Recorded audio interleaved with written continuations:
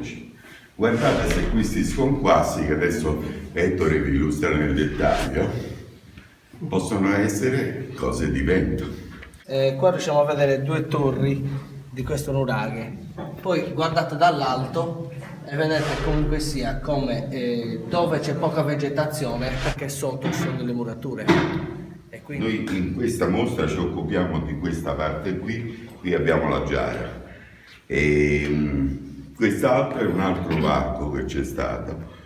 La cosa interessante è che in queste altre parti non trovi niente. A Rubbio, che è un po' più in là, è perfetto. Secondo drone questo è che l'ultimo che prendiamo. abbiamo preso. E abbiamo fatto un lavoro che nessuno ha mai fatto qui in Sardegna. Inizialmente abbiamo pensato di acquistare una piccola mongolfiera su cui attaccare una macchina fotografica.